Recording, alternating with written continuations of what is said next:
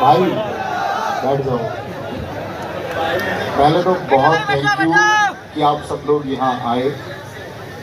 अंकित Bhati sir ने एक बात बताई कि मौसम खराब था, हम रास्ते में भी ये सोचते हैं कि कहीं बारिश तो नहीं हो जाएगी हमारे पहुँचते पहुँचते, लेकिन हमें विश्वास था कि बारिश भी होगी, तब भी कुछ लोग होंगे। राहुल गांधी जी ने बारिश में बोला तो लोग उनको सुन रहे थे, तो हमें लगा कि शायद हम राहुल गांधी जैसे तो होंगे ही हमारे बच्चों के लिए, कम से कम एटलीस्ट इतने तो होंगे ही। और दूसरी बात है कि हमारे बच्चे उन कार्यकर्ताओं से ज़्यादा कहीं मेहनती और ज़्यादा प्यार रखने वाले बच्चे होंगे कि जो बारिश में मिल जाएंगे। बहरहाल बारिश नहीं हुई, मौसम बढ़िया है। तुम बताओ तुम सब कैसे हो? तो गाइडेंस की बात तो ये है कि हम हर रोज़ बात करते हैं, लगभग हर एक रोज़। मैं अगर 1 घंटे पढ़ाता हूँ तो मैं एक कोशिश करता हूँ कि उस 5 मिनट मैं तुम्हें नैतिकता सिखा पाऊँ। हर रोज़ मैं ये प्रयास करता हूँ कि आपकी नौकरी से भी कहीं बड़ी चीज़ आपका मानवता की तरफ जाना या आपका इंसान हो जाना। तो उस एक प्रयास में है, लेकिन आप सब लोगों के लिए शायद ये कॉन्सेप्ट होगा कि ठीक है जी, मानवता और इंसानियत तो ठीक है, नौकरी प्रायर है, नौकरी हमारी प्राथमिकता है और हमको नौकरी मिल जानी चाहिए। तो तुम सबको ये पता होना चाहिए दोस्त, नौकरी सिर्फ और सिर्फ आपकी मेहनत से मिलेगी, दूसरा कोई तरीका है नहीं। मैं बोलूं कि मैं आपको नौकरी दिलवा दूंगा या कोई टीम आपको नौकरी दिलवा देगी, कड़वी बात है, लेकिन इसको पचाने की कोशिश करना। कोई अध्यापक आपको नौकरी दिलवा देगा ये आपकी भूल है। आपको लगता है माता पिता आपको नौकरी दिलवा देंगे, आपकी भूल है। हाँ, भ्रष्टाचार के माध्यम से कोई भर्ती हो जाए तो बात अलग है, तब तो माँ बाप के पैसे काम आ जाएंगे। और जिन लोगों के पास वो पैसे हैं, गरीब के पास नहीं है, तो उसको वो नौकरी भी नहीं मिल सकती। जहाँ पहले भ्रष्टाचार होता रहा, लोग भर्ती भी होते रहे। तो अभी बात करते हैं, अगर माँ बाप नौकरी नहीं दिला पाएंगे, क्योंकि आपको दूसरा पक्ष ये सोचना होगा। आप ये सोचिए कि इस दुनिया में क्या सभी बच्चे सफल हैं? आप कहेंगे नहीं, इस दुनिया में असफल बच्चों का प्रतिशत सफल बच्चों से ज्यादा है। तो माँ बाप तो उन सब के हैं, गुरु तो उन सब के रहे हैं, या आप सब लोग जो तैयारी कर रहे हैं, आप सब में से इस बात की कोई गारंटी है कि आप जितने लोग यहाँ मौजूद है सारे के सारे सफल हो जाओगे? ये भी एक सत्य है कि सारे सफल नहीं होंगे, कुछ असफल रह जाएंगे। तो फिर सफल होता कौन है? अगर माँ बाप नहीं कर सकते, गुरु नहीं कर सकते, तो सफल करने वाला फिर आपके सामने एक ही शब्द आता है, आप खुद है। ये एक सत्य है।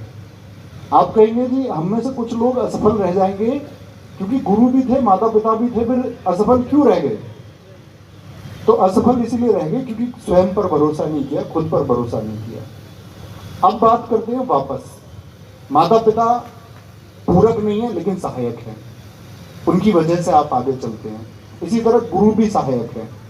तो माता पिता और गुरु सहायक है, लेकिन आप पूर्ण कब होते हैं? जब आप खुद पर विश्वास करते हो, खुद पर मेहनत करते हो और बार बार मेहनत करते रहते हो। ऐसे बहुत सारे लोग होंगे कि ये एग्जाम नहीं हुआ, बीएसएससी जीडी दिया, एमटीएस दिया, सीएचएसएल दिया, कि नहीं हो पाया, असफल हो गए। बड़ा ऐसे लगा कि यार आगे तैयारी करनी भी चाहिए या नहीं, क्योंकि जब हम परिभाषित करते हैं कि हम मीडियम वर्ग के यानी मध्यम वर्ग के या निम्न वर्ग के बच्चों को पढ़ा रहे हैं, तो ऐसी भी स्थिति नहीं होती कि वो बार बार तैयारी कर पाएँ। उन लोगों के सामने एक प्रेशर ये आने लगता है कि भाई तुम अब प्राइवेट नौकरी कर लो या कुछ और कर लो, क्योंकि लगातार तैयारी 8 साल 10 साल तो वही बच्चा कर सकता है ना, घर से सपोर्ट, जिसके घर में आर्थिक सुविधाएं अच्छी हैं। तो बच्चे के सामने ये दबाव भी आता है कि भाई अब तुम नौकरी कर लो और तैयारी छोड़ दो।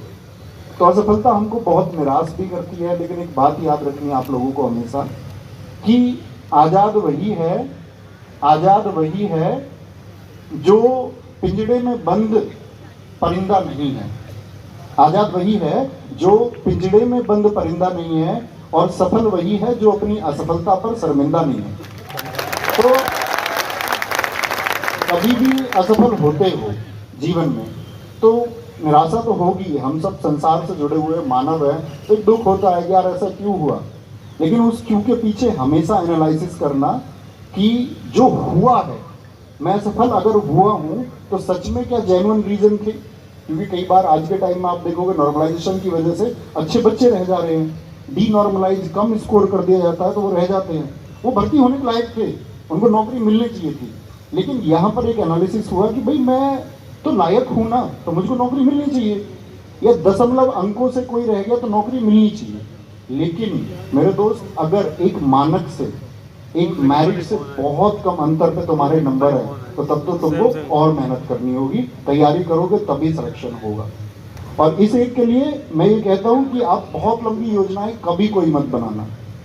मैंने YouTube पर देखा, एक ने बताया कि आप 30 दिन में GS को कैसे पढ़ें, और उसको 1 मिलियन लोग देख रहे हैं, मतलब 10 लाख बच्चे देख रहे हैं, तो 10 लाख बच्चे भ्रमित हैं। आप लोगों को एटलीस्ट अपना इतना माइंडसेट रखना होगा कि कोई भी चीज आपके पास एक समय से आएगी। जैसा अविनाश सर ने आपको बताया कि आप शून्य से शुरू कर रहे हैं तो बहुत दूर है, ज्यादा लंबी यात्रा है। आप कक्षा 6 से शुरू कर रहे हैं तो थोड़ी कम यात्रा है, 12th की बात कर रहे हो तो थोड़ी कम यात्रा। अब आप लोग अपने सब्जेक्ट अगर अच्छे कर लेंगे, भाई मैथ है, रीजनिंग है, आपका GS है, या कोई भी सब्जेक्ट पूछा जाता है, तो आपकी कमांड सब्जेक्ट पर होनी चाहिए। मेहनत इतनी करो कि सब्जेक्ट को तैयार करो। कभी परीक्षा के लिए मत पढ़ो कि भाई मैं यूपी पुलिस का मैथ को तैयार करना चाहता हूँ, ये वो बच्चे जो भटक के रह जाते हैं। आपको फोकस हमेशा मैथ पे करना है, फोकस GS पे करना। बोल रही MTS के लिए क्लास ले लूँ या CHSL के लिए ले लूँ, क्लास चल रही है GS की, तो बच्चा सिलेबस ही नहीं समझ पा रहा है कि ये कॉमन सिलेबस है। CHSL वो सवाल कर रहा है कि CPO के लिए भी ले लूँ। तो आपका उत्तरदायित्व ये बनता है कि जिस एग्जाम की तैयारी आप कर रहे हो, एटलीस्ट पहले उसका सिलेबस जान लो, और उस सिलेबस को पूरा करने के लिए अपना पूरा प्रयास लगा दो। और पूरा प्रयास से मतलब होता है कि बच्चा जिंदा वो है जो किताब पढ़ते पढ़ते सो जाए। मतलब जिस टाइम आप सो रहे हो आपके हाथ में फोन नहीं होना चाहिए। क्या बात, अगर आप फोन लेके सो रहे हो इसका मतलब बहुत सीरियस नहीं है। क्या बात है, इंस्टाग्राम चलाते हुए सो रहे हो, ये सोच के सो रहे हो कि लास्ट के 5 मिनट में देख लूं कि उनका मैसेज आया या नहीं आया, तो इसका मतलब आपका ध्यान कहीं और, थोड़ा सा ध्यान कहीं और।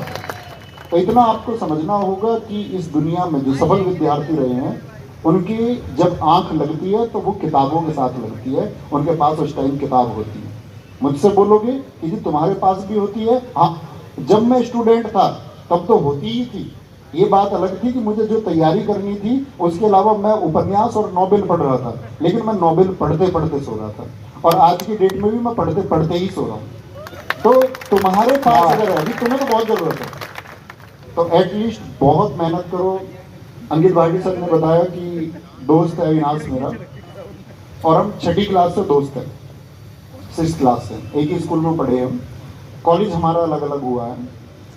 तो जब हम कॉलेज में थे 2013, तो तब उन्होंने पढ़ाना शुरू किया सिकंदराबाद, एक कस्बा बुलंदशहर में, सुना हो तो इन्होंने पढ़ाना शुरू किया। तो हमारे घर की भी ऐसी मतलब बहुत मजबूत स्थिति नहीं थी कि भाई ऐसा होता ना कि यंग एज में कुछ एक्स्ट्रा खर्चे आ ही जाते हैं कभी ना कभी। मान के चलो तुमको फोन ही लेना, अब घर के तो नहीं दिलाएंगे, वो बोलेंगे पहले तुम सफल हो जाओ तब मिलेगा फोन। तो वो मेरा एक ऐसा दोस्त रहा है जिसने शायद एक लंबे समय तक मेरी ज़रूरतों को पूरा किया। इवन मैंने तो पढ़ाना शुरू किया 2019 से, और 2013 से 2019 वो मेरा साधक है। मतलब फैमिली के बाद अगर कोई मेरा साधक बना है तो वो है। और ये मैं क्यों बताना चाह रहा हूँ, मैं इसलिए बताना चाह रहा हूँ कि एक इंस्पायरिंग पर्सन होते हैं जीवन में कि जिनसे तुम प्रभावित होते हो। वो ऐसे रहे हैं कि शायद कहने की बात नहीं है, लेकिन भावनाएं हैं इसमें, और ये कहीं सूट वूट करके कहीं डालना मत कोई भी। ऐसा था कि जो हमारी बहन जी है, मतलब इनकी और हमारी बहन जी है बड़ी, वो दिव्यांग है मतलब, और घर की स्थिति भी इतनी कैपेबल नहीं है कि सब कुछ हो पाए। तो उन्होंने कम उम्र में, मतलब यहाँ पढ़ाने से पहले ट्यूशन पढ़ा के अपने घर के एक घर दे देना, बहन की शादी कर देना, अपने बड़े भाइयों तक की शादी में सहयोग कर देना। तो वो उन्होंने शिक्षा के दम पे किया है। अगर वो शिक्षित ना होते तो कोई गलत मार्ग शायद ढूंढ रहे होते, और जब आप शिक्षित रहेंगे और एक अच्छा मार्ग ढूंढेंगे तो इसी तरह से हताश कभी होना नहीं है और उम्मीदों को कभी खोना नहीं है। उम्मीदें रहेंगी तो आगे जाते रहोगे। और मैंने कहा माता पिता के लिए गौरवान्वित पल लेके आओ। अभी आप लोगों को पता है 2 ही दिन पहले की घटना है कश्मीर में, तो वो लोग अमर हो गए। अमर होने का मतलब है उनके माता पिता, आप लोगों ने देखा होगा, मैंने वीडियो भी शेयर की थी तो उनके माता पिता के लिए वो सबसे बड़ा पल है। और कहते हैं कि जिंदगी में एक दिन आपको लाना ही पड़ेगा कि जिसने तुमको जन्म दिया है उसका कर्ज तुमको मिटाना होगा। एक दिन तो ऐसा लाना होगा, तो वो एक दिन तुम लेके आओगे, अपनी मेहनत के दम पे लेके आओगे कि ये वो दिन आ चुका है कि जब वो मुस्कुराएं। और मैंने कहा है आप लोगों से, अगर आपकी वजह से आपका परिवार मुस्कुराता है तो आप इंसान हो। हमेशा उनके चेहरे पर एक मायूसी मत छोड़ देना, ये कोशिश करना कि वो मुस्कुराहटें मैं अपने घर में लेके आऊँगा। और मैं इतनी क्षमता रखता हूँ, कोई कमज़ोर कोई एवरेज स्टूडेंट नहीं होता, सब एक जैसे छात्र होते हैं। निरंतरता से कौन तैयारी कर रहा है, लंबे समय तक कौन मैदान में टिके रह सकता है, ये बेहतर बनाता है।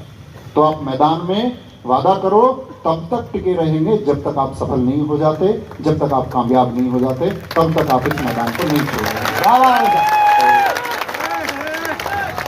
ठीक है, बस इतना ही है। Thank you.